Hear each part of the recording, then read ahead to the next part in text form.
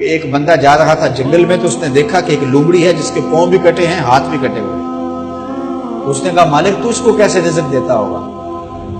تو وہ ایک درخت پہ چڑھ کے بیٹھ گیا۔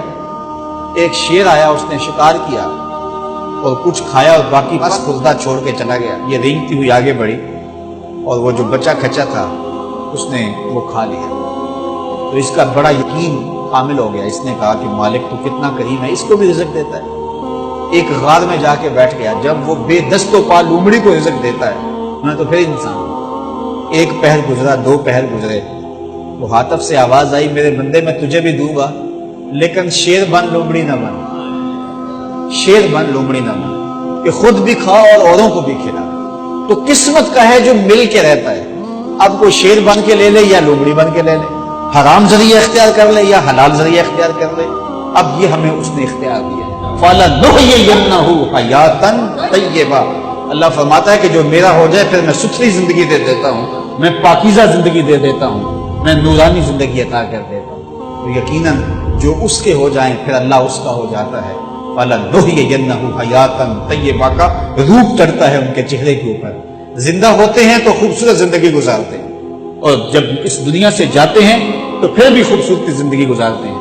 اللہ تعالی ہمیں ایسا کر دے کہ مرنے کے بعد بھی ہمارے چہرے پہ رسول اللہ کے انوار کا عکس نمایاں ہو، اور دنیا کی زندگی میں رہیں تو ہم طمانیت کی زندگی، سکھ اور چین کی زندگی گزاریں۔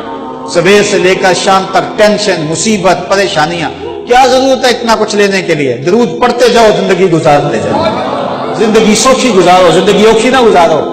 جو اللہ نے دے دیا اس پہ راضی ہو جاؤ، بس ٹھیک ہے۔ اگر کوئی لوگ تمہیں گالیاں دیتے ہیں، برا کہتے ہیں، کوئی بات نہیں، بلیا لوکی تینوں کافر کافر آکڑ تو آہو آہو آ۔ کوئی تکلیفیں دیتا ہے پھر بھی پریشان نہ ہو، رزق تھوڑا ہے تب بھی پریشان نہ ہو، زیادہ ہے پھر بھی ٹینشن نہ لو۔ اللہ کا شکر ہے، اللہ نے جس حال میں رکھا ہے۔ اور سنو، میں کہتا ہوں کہ یہ ٹینشن فری حدیث ہے۔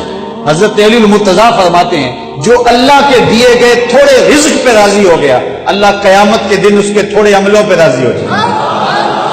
جو اللہ کے دیے تھوڑے رزق پہ راضی ہو گیا، اللہ قیامت کے دن اس کے تھوڑے عملوں پہ راضی ہو گیا۔ تو خوش نصیب ہیں وہ لوگ جو اپنی زندگی کو اللہ کی رضا میں گزارتے ہیں اور اپنی آخرت کو بھی اس کی رضا کے سائے میں لے جاتے ہیں۔